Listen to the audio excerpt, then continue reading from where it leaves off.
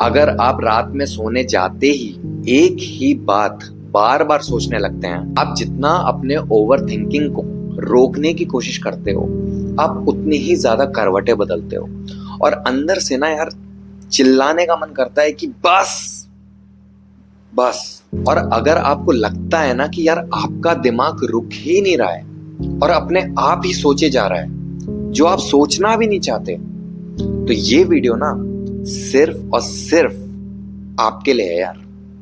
पिछले कुछ हफ्तों से ना यार मैंने ओवर थिंकिंग को लेकर साइकोलॉजी, न्यूरोसाइंस और एक्सपर्ट्स की रिसर्च पढ़ी और मुझे बार बार ना एक बात समझ में आई कि जब तक हम ये नहीं समझ लेते ना कि यार ओवर थिंकिंग असल में है क्या और ये क्यों होती है, तब तक हम इसे ना इफेक्टिवली मैनेज भी नहीं कर पाएंगे। इसी वजह से ना यार मैंने ये वीडियो बनाई है, ना सिर्फ इसलिए कि यार केवल आपको इंफॉर्मेशन मिले, बल्कि इसलिए कि आपको अपनी प्रॉब्लम को लेकर एक क्लियर अंडरस्टैंडिंग मिले, ताकि आप ये समझ सको कि आपके दिमाग में एक्चुअली हो क्या रहा है और धीरे धीरे अपने लाइफ को इस एंडलेस थिंकिंग लूप से बाहर निकालना शुरू कर सको।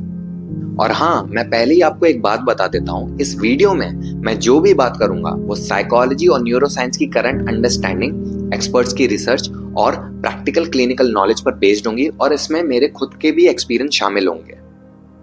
लेकिन सबसे पहले ना आपको एक बात बताता हूँ, अगर आप ओवर थिंकिंग से परेशान हो तो इसका मतलब ये नहीं कि यार कि आप वीक हो, और ना ही इसका मतलब ये कि आपके दिमाग को कुछ हो गया है।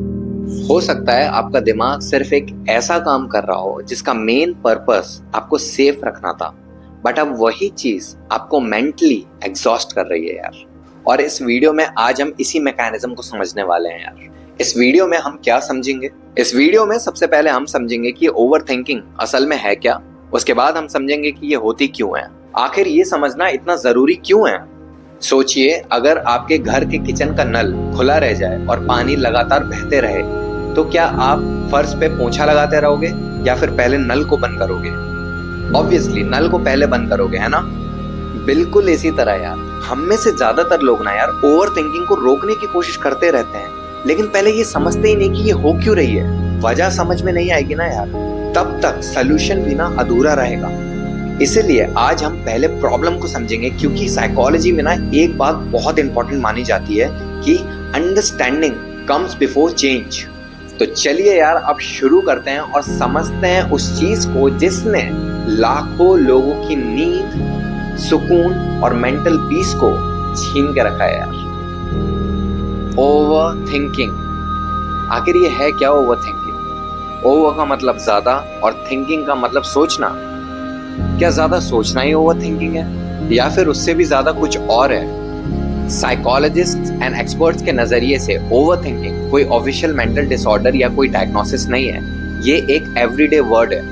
लेकिन साइकोलॉजिस्ट इसके अंदर चलने वाले दो कॉमन थिंकिंग पैटर्न को आइडेंटिफाई करते हैं। पहला पैटर्न है रूमिनेशन और दूसरा पैटर्न है वरी। चलिए इन दोनों पैटर्न्स को बहुत ही आसान लैंग्वेज में समझते हैं।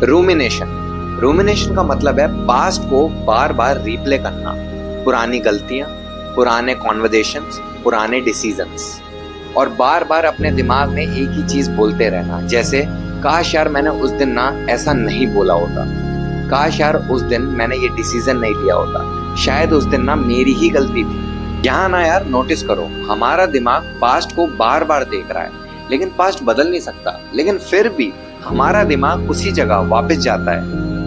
इसी रिपीटेटिव लूप को साइकोलॉजिस्ट रूमिनेशन कहते हैं यार। अब समझते हैं दूसरे पैटर्न को, जो है वरी। वरी का मतलब सिर्फ फ्यूचर के बारे में सोचना नहीं है यार, क्योंकि फ्यूचर के बारे में सोचना तो हेल्दी होता है यार, लेकिन वरी तब होती है जब हमारा दिमाग फ्यूचर के पॉसिबल डेंजर्स को बार बार इमेजिन करता रहता है। जैसे अगर यार मैं उस एग्जाम में फेल हो गया तो, या फिर यार उसने मेरे को मना कर दिया तो, यार अगर मेरे साथ बुरा हो गया तो। यानी फ्यूचर अभी आया भी नहीं है, लेकिन दिमाग उसके हर नेगेटिव पॉसिबिलिटीज को एनालाइज करना शुरू कर देता है यार। अब ना यार थोड़ा ध्यान से सुनना, रूमिनेशन और वरी दिखने में अलग लगते हैं, एक पास्ट के बारे में सोचता है तो एक फ्यूचर के बारे में, लेकिन दोनों में ना एक चीज कॉमन है यार, दोनों का फोकस ना उस चीज पर होता है जो इस वक्त आपके कंट्रोल में है ही नहीं, क्योंकि पास्ट को बदला नहीं जा सकता और फ्यूचर का आंसर इस समय आपको पता ही नहीं है। और इसी पॉइंट से ओवर थिंकिंग का जो लूप होता है ना वो स्टार्ट हो जाता है यार।